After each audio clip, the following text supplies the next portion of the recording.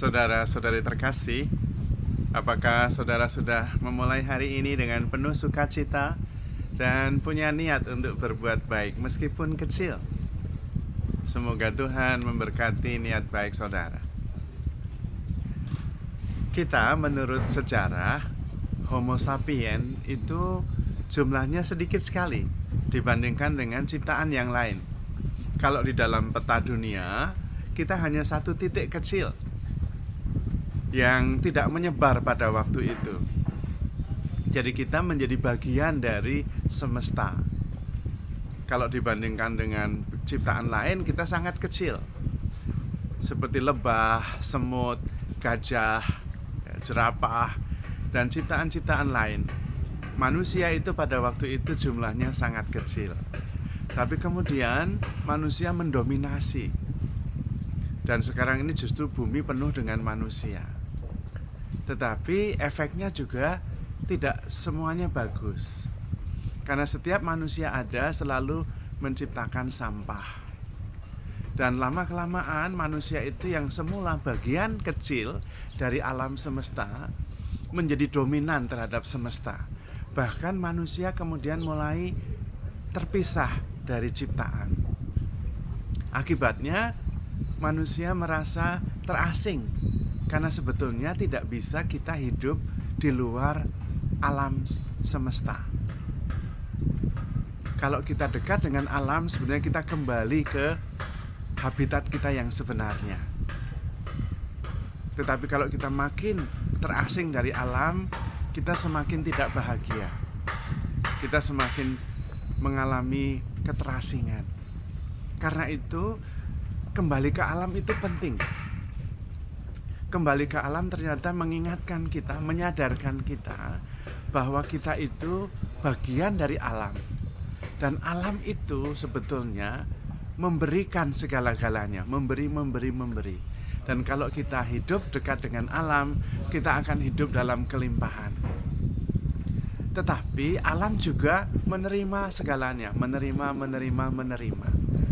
Nah, kita bisa belajar dari alam untuk memberi segalanya dan menerima segalanya.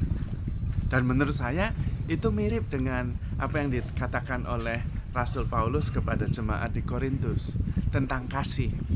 Kasih itu percaya segala sesuatu, mengharapkan segala sesuatu, dan sabar menanggung segala sesuatu, menerima segala-galanya. Maka seringkali kita diingatkan, jangan terlalu jauh dari ciptaan yang lain. Jangan terlalu jauh dari alam. Karena kemudian kita bisa terasing dan kemudian kita mengalami kesulitan untuk menemukan rasa nyaman, rasa seperti kita berada di rumah kita. Karena dari awal dan sampai sekarang, sampai nanti, tidak mungkin kita terpisah dari alam. Meskipun kita memisahkan diri, tetap kita harus makan dari sesuatu yang dihasilkan oleh alam ini. Tidak bisa tidak. Kita saling terhubung. Maka penting, bahkan alam mengajari kita untuk bisa memaafkan, bisa mengampuni, bisa menerima. Saya mendapatkan sebuah kesaksian dari seorang sahabat yang mengatakan bahwa benar Romo, ketika saya dekat dengan alam, saya bisa menerima segalanya, saya bisa mengampuni dengan mudah, dan hati saya tetap merasa tenang dan damai.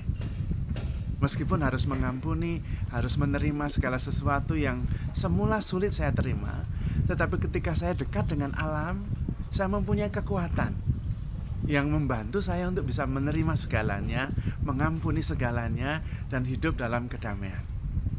Maka saudara-saudari terkasih, menurut saya sesering mungkin kita kembali ke alam, menikmati ciptaan Tuhan yang luar biasa. Bahkan saya dari pengalaman seringkali hanya duduk saja di tengah alam, entah di tempat seperti ini, di dekat laut, atau di tengah hutan, duduk, menikmati, hadir sepenuhnya, sudah memperoleh kekuatan besar. Menyadari diri bahwa kita bagian dari alam, kita kembali menemukan tempat kita dan terhubung dengan ciptaan yang lain. Sehingga kita tidak merasa asing, tidak merasa sepi, tidak merasa terpisah. tetapi terhubung. Bahkan kemudian bisa menerima segalanya, bisa mengampuni semuanya, dan bisa mensyukuri segalanya. Di situ kita memperoleh kesembuhan, kita memperoleh kepenuhan dan keutuhan. Maka saudara-saudari terkasih, alam mengingatkan kita. Karena alam selalu memberi, sekaligus juga menerima segalanya. Memberi segalanya, menerima segalanya. Dan dengan demikian kita hidup sepenuhnya. Sebetulnya alam adalah wujud dari Tuhan sendiri yang memberikan dirinya lewat kekayaan alam. Maka kalau kita ingin hidup berkelimpahan, hiduplah dekat dengan alam, belajar dari alam, dan memelihara alam. Hukumnya itu kalau kita memelihara, kita pasti dipelihara. Kita pelihara ayam, kita mendapatkan daging dan telur. Kita memelihara tanaman, kita mendapatkan sayuran, buah-buahan. Itulah hukum alam. Ketika kita memelihara, kita mendapatkan. Dan alam juga mengajar kepada kita untuk menerima apa saja dengan penuh rasa syukur. Terutama dengan alam, kita melihat Tuhan sendiri. Jejak Tuhan mengasihi kita, memberi segalanya sehingga kita berkelimpahan. Sebetulnya Tuhan memberikan seluruh kelimpahan kepada hidup kita. Kalau ada yang berkekurangan, itu bukan karena Tuhan kurang memberi, tetapi mungkin kita kurang adil dalam berbagi. Maka kita harus belajar dari alam supaya memberikan segalanya dan menerima segalanya. Di situ kemudian kita bisa hidup sepenuhnya, terutama karena sadar bahwa kita begitu dicintai oleh Tuhan. Maka saudara-saudari terkasih, saya mengajak kita semua untuk menyadari bahwa kita bagian dari alam. Kita selalu bisa mensyukuri kehadiran Tuhan lewat semesta yang begitu penuh kasih. Alam memberikan dirinya sebagai bentuk kasih Tuhan yang berkelimpahan kepada kita. Kalau kita ingin hidup berkelimpahan, kita harus kembali ke alam, memelihara alam, mensyukuri pemberian Tuhan, dan siap memberikan segalanya supaya juga siap menerima segalanya. Alam mengajari kita untuk merasakan kasih Tuhan yang tiada batasnya. Maka saudara-saudari terkasih, handle yourself with care because you are loved. Tuhan memberkati.